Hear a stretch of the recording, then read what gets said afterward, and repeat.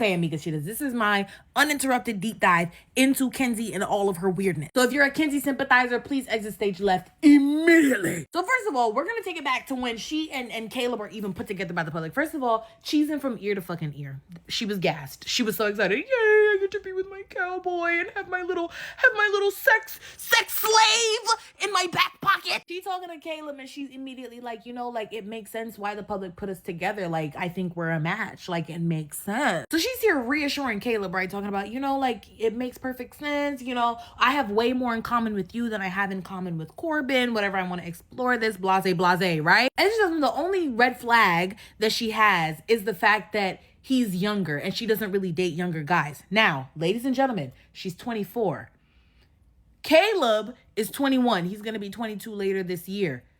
Corbin is 22. And I'm tempted to believe that they actually don't have in-depth conversations at all, to the point where I don't even think she remembers that Corbin is younger. I don't think that's like a thought that registers in her brain, because she doesn't see Corbin as a human being.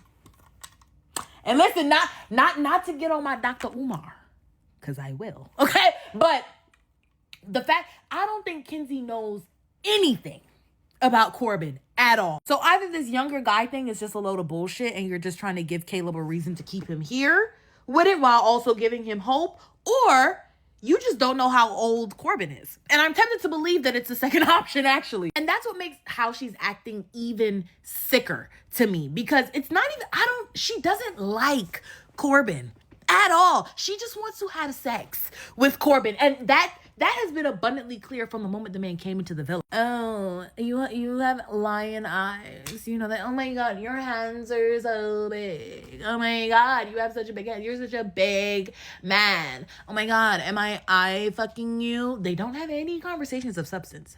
That is all they talk about. All she ever has to say about this man when it comes to the things that she likes has been purely physical or sexual in nature. And so the fact that she feels this entitled to him, to where she has been pissed the fuck off at Melanie because he asked Melanie for a kiss. Mind you, he asked Melanie for a kiss and she has been pissed about it since then. When all you want from the man is a little bit of sex. That's all you want. It's sick. It's sick. It's very, very sick. Like, I'm sorry, the fact that it wasn't common knowledge that Corbin is Blasian in the house, like the fact that the public was able to find out that Corbin was Blasian before the people that he is living with 24/7 is crazy. They don't talk about anything.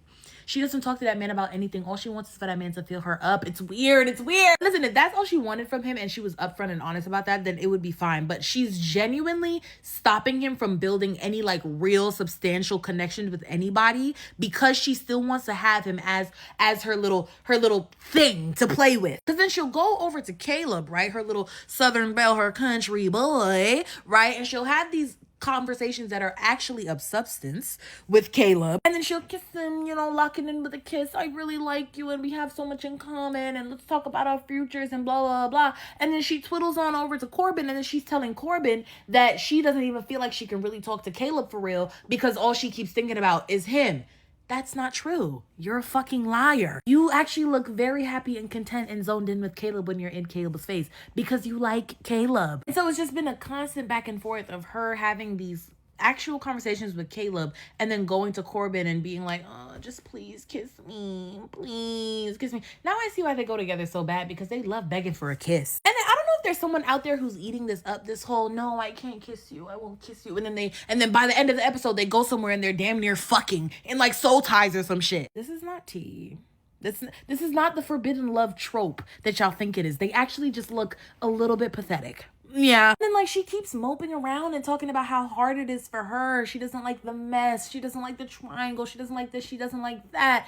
But you're the one who can put a stop to it, babe. This is not by force. No, absolutely nobody is forcing you to be in this situation. Actually, this is 100% you're doing, my love. And then like she feels like because she's honest about the fact that she's going to explore, that makes what she's doing okay. Like, no, you're actively playing with this man's feelings. Like, Caleb actually does like her and only really has eyes for her, and she's playing in his fucking face. And I just think that for this to be the same bitch that threw a fit for days.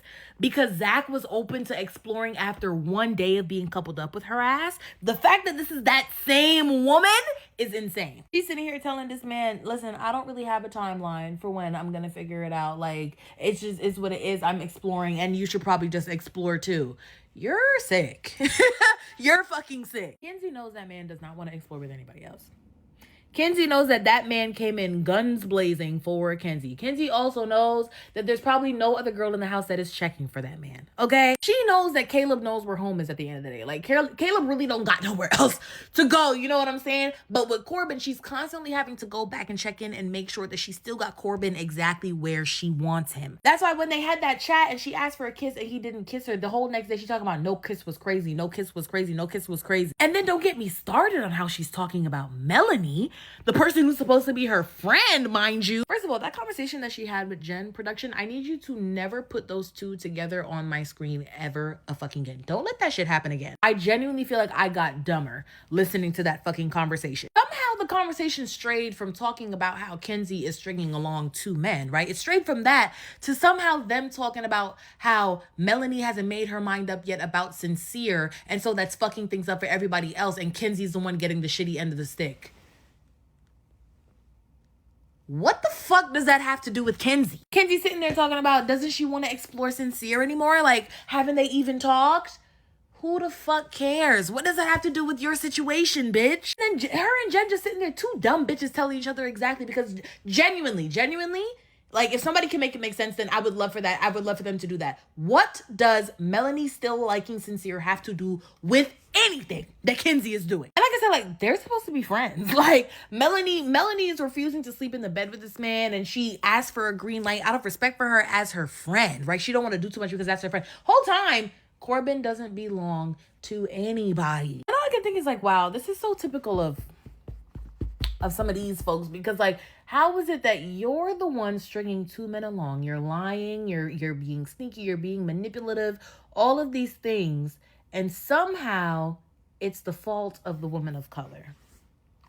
Listen, I didn't want to have to pull the race card. I didn't, but I'm going to go ahead and pull it. Yeah. And then she talking to Corbin later in the night, and she's talking about, I didn't like the fact that you didn't kiss me because whose feelings are you protecting? Hers? You're protecting her feelings over mine. And when she was talking to Jen too, she's talking about, yeah, like, you not kissing her, you not kissing me because of what? Her? Like, bitch, that's supposed to be your friend whole time. Like, wow, this is a nasty spirited woman. Nasty spirit behind a man. Behind a man that you don't even like. Like, that's really what's frying me the most. She does not like him, and she knows she doesn't like him. She knows it is purely physical, and you're literally tearing this other woman down for the sake of a man that you just want to fuck. Wow. All she can say is you're protecting her feelings, but you're hurting mine. Your feelings don't look that hurt. Like, you actually look quite happy and cozy and lovey with Caleb, especially at bedtime. You know what I'm saying? You look very comfy cozy. And I hate that she's saying this whole, you're hurting my feelings, you're hurting my feelings. He's not hurting her feelings. He's making her feel like she doesn't have access to him sexually anymore, and it's pissing her off. There's a difference. There's a very blatant difference. She wants to have access to him sexually whenever she wants. That cannot happen if him and Melanie actually are able to progress and form a proper connection. And so she's going to keep getting in the fucking way. And this is a man that she does not want. Like, that's the thing, is like, she doesn't want the man. She does not like him. She doesn't know him. She doesn't know anything about him. All she knows is that he has big hands and that he's fine. And like, I get it, like, he is fine, but like, it's actually, her behavior is disgusting. And like, I'm sorry if this was just like a long-winded rant. I really just needed to get all my feelings off my chest. But all I'm gonna say is this, like, Kenzie is genuinely the kind of woman that you have to look out for in this life. Like, she's genuinely scary. First of all, to feel like you have ownership over either of these men,